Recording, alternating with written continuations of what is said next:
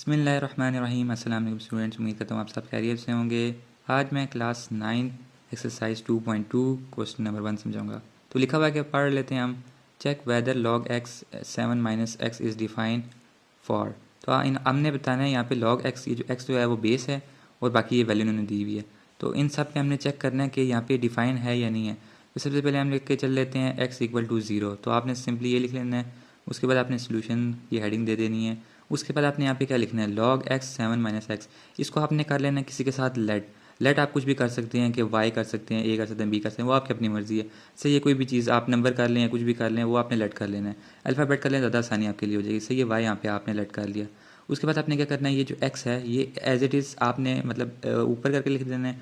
और उसके बाद ये वाली जो वैल्यू होगी ये आपने एक्स की पावर बना देनी है। बेस जो होगा ना नीचे, बेस की आपने वो पावर बना देनी है जो आपने लेट किया है। सही है, और ये वाली चीज़ जो है वो आपने दूसरी तरफ ले जानी है। मैं आपको दिखा देता हूँ किस तरह मैंने काम किया है। तो यहाँ पे y मतलब x से बड़ा हो गया आप समझ लें, और ये y उसकी पावर बन गया और ये वाला मैंने वैल्यू उधर ले गया। सही है, ये एक फार्मूला होता है, ये आपने थोड़ा बहुत कर लेना है इस तरह करके। उसके बाद यहाँ पे क्या है, गिवन मैंने क्वेश्चन लिखा हुआ कि हमने बताया हुआ कि क्वेश्चन में लिखा है x इक्वल टू 0। तो जहाँ मतलब x लिखा है वहाँ पुट कर दो 0 को। सही है, तो आप चेक कर सकते हैं x एक यहाँ लिखा हुआ है और एक x यहाँ लिखा हुआ है।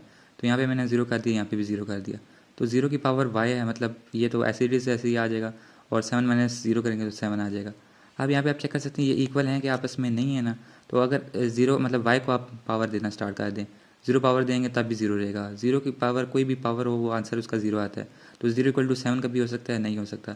तो आपने यहाँ पे क्या स्टेटमेंट लिखी है, it is not defined at x equal to 0। मतलब आपने बताना ये डिफाइन नहीं है कि जब हम x की पावर 0 ले रहे हैं ना, ऊपर क्वेश्चन में हमने 0 लेना स्टार्ट की हुई थी, तो इसलिए यहाँ पे डिफाइन नहीं है। अब आपने क्या करना है, क्वेश्चन 2 पे आ जाना है। क्वेश्चन 2 क्या लिखा हुआ था, x इक्वल टू 1 पे। तो सबसे पहले आपने सोल्यूशन लिखना है और वही उसी तरह आपने लेट कर लेना है। एंड उसके बाद पावर के ऊपर ये कर लेना है, वाई लेकर आना है, इस वैल्यू को उधर ले जाना है। उसके बाद आपने एक्स की पावर मतलब 1 कर लेनी है जहाँ पे एक्स लिखे हुए हैं। तो यहाँ पे 1 वाई इक्वल टू 7 माइनस 1। अब इसको आपने करना है तो यहाँ पे 6 आ जाएगा। तो 1 की पावर भी आप कोई भी लें तो वह भी 1 नहीं रहता है। तो इसका आंसर भी बनेगा, it is not defined at x equal to 1। अब बात करें क्वेश्चन 3 की, तो उसमें क्या लिखा है, x equal to 6 and solution. तो मैं आपको बता देता हूँ किस तरह हमने करना है। अब सेम पहले तो ऐसे इट इज़ ऐसे करना है, मतलब वही ये तो बेस इसको ऊपर ले आना है, इस पावर में बना देना है, इसको उधर ले जाना है। उसके बाद आपने 6 पुट कर देना है और इसका आंसर यहाँ पे 1 आ जाएगा।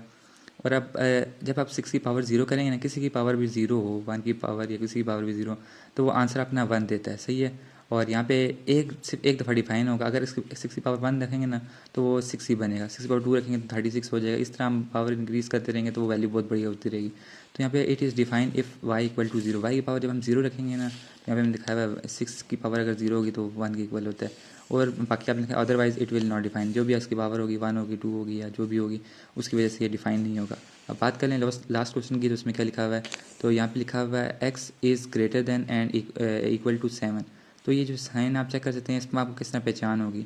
अब देख सकते हैं इधर और इधर 2 मुंह खुले हुए हैं, आप चेक कर 2 एरो हैं और इस तरफ 1 एरो है।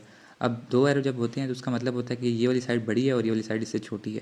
सही है, तो आप किस तरह पढ़ेंगे, एक्स इज़ ग्रेटर देन और नीचे लाइन डली तो इसका मतलब होता है इक्वल। तो वो 7 के इक्वल भी है और उससे बड़ा भी है। मतलब क्या मतलब हो रहा है, इससे 7 8 9 है। इन्होंने नहीं बताया कि लिमिट की कहाँ तक यहाँ पे जा रही है, तो हमें नहीं पता, बस हमने दिखा दिया है ग्रेटर देन 7 एंड इक्वल भी है। सही है, तो आपने सोल्यूशन में पहले लिख देना है और ये आपने क्वेश्चन का वही सेम लिख के एक्स इक्वल टू 7 8 9 और आगे आपने इन्फिनेट तक लेके जा देना है। सही है, आपने फिर क्या करना है, पहले 7 के लिए सॉल्व करना स्टार्ट कर देना है। ये तो स्टेटमेंट ऐसी आएगी, ये भी एज इट इज़ ऐसी आएगी। उसके बाद यहाँ पे आपने 7 पुट करना स्टार्ट कर देना है। तो ये मैंने लिखा भी 7 के लिए हम पुट कर रहे हैं, तो यहाँ पे आपने 7 वाई तो ऐसे इट इज़ ऐसे रहता है, एक्स के लिए हमने 7 लिखना होता है। एक्स एक यहाँ होता है, एक यहाँ है, तो 7 यहाँ नीचे लिख दिया, 7 यहाँ लिख दिया। तो यहाँ पे 0 हो गया और 7 वाई आ गया। सही है, तो अगर इसकी पावर हम 0 रखेंगे तो ये 1 आ जाएगा। तो देखें पावर 0 रखने से भी तो ये मतलब अनडिफाइन है, नॉट डिफाइन हो रहा है। सही है, तो अब इसी तरह आपने 8 चले जाना है। 8 का भी वही सेम प्रोसेस है, यहाँ पे आपने 8 पुट कर लेना है। तो यहाँ पे आपका आंसर -1 आ रहा है।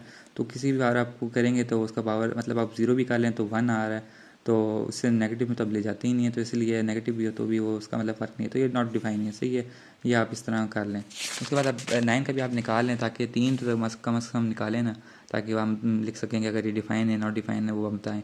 इसी तरह इसका ये सेम प्रोसेस है। इसी तरह ये लिखा है आपने एक्स की जगह 9 पुट कर दिया, ये मैंने शो भी करवाया हुआ है कि एक्स की जगह 9 पुट करना है, तो -2 आ गया। तो यहाँ पे आपने नॉट डिफाइन लिख लेना है। उसके बाद आपने एक क्वेश्चन के लिए अलग से लिखना है, वो क्या लिखेंगे, it is not define at x is greater than और इक्वल टू 7।